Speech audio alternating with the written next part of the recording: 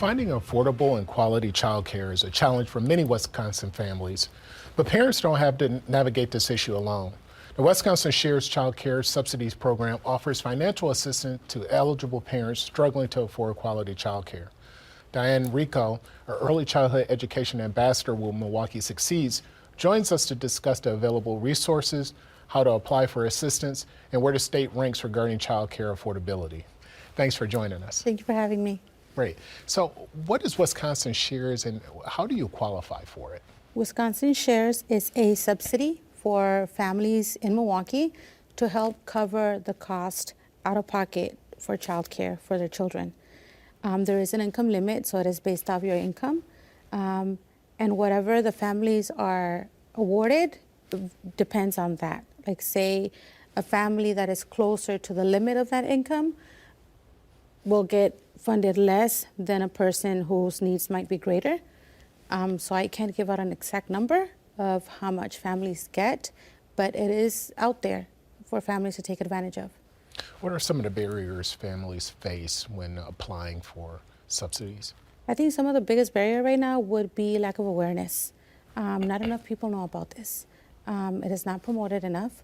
It is not talked about enough. And another barrier would be lack of knowledge of how to navigate the system. For example, right now everything is done on the internet through a smartphone or a computer. Many people don't know how to use that. You know, we want to think, well, everybody knows how to navigate smartphones, but that's not the case, especially given the surge of immigrants in the last few years. We have people with language barriers that might not understand the system to where they can even understand the language to apply. So how expensive is childcare? You hear all these stories that it's very expensive. How expensive is it? It's expensive. Nationally, Wisconsin ranks among the top 20 of the most expensive in the nation. We have other major cities spending no more than 6 or 7% of their median household income, whereas in Wisconsin, our families are having to spend upwards to 16% of their median household income, which yearly comes to about close to $12,000. And that is only for one child. Now, taking into account families that might have more than one child needing child care, that amount increases significantly. Is that because Wisconsin charges more for child care compared to other states, or why is it so upside down here? I don't think there's a cutoff. I don't think the amount that centers are allowed to charge is moderated by any agency, so it varies a lot. A lot of things come into place as to how much centers can charge. Some will be whether they're accredited through a certain agency, like NACI is one of them. And then the ratings kind of play a role into how much of a high quality per se the centers are, which would kind of give them a right to charge a little more than a home-based child care facility. We talk some about rankings, like a high quality child care agency compared to a lower child care rating. What's the difference? How is a parent supposed to know which one is high quality versus which one is not? I think that would greatly depend on the family's needs. For example, maybe as a parent, I would value more a smaller sized classroom or group compared to a nationally accredited bigger facility that will in turn have bigger classrooms, and my child might not be getting the same one-on-one attention.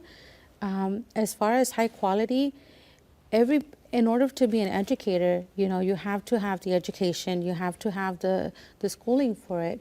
So I believe that high quality education cannot be kind of just based off saying this is a high-end, brand new facility, and then turn down the smaller facilities with the wrong idea that they may not be able to provide what you're looking for. Because some providers decide to spend their funding or their money in other areas rather than a brand new building. Gotcha. So I think it would vary greatly depending on the need of the family. How did you become an ambassador? I became an ambassador because I know the struggle. I am raising a family myself, and I decided to go back and pursue my education as raising my children. So oftentimes it took me many years, a lot of starting and having to quit because I didn't have childcare available. And in order to qualify for a lot of the childcare subsidies or whatever, you have to be enrolled in an approved activity. Sometimes the the place where I was obtaining my education from wasn't considered an approved facility, so therefore I wouldn't qualify for childcare subsidies.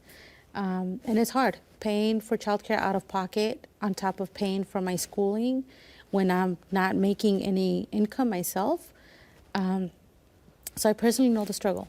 What are you hearing from lawmakers saying that? Do you hear weird stories about maybe you shouldn't have a child if you can't afford it? Tell us about some of that. We've heard it, as to a lot of people in politics would say, well, nobody told you to start a family. You made that choice, so deal with it.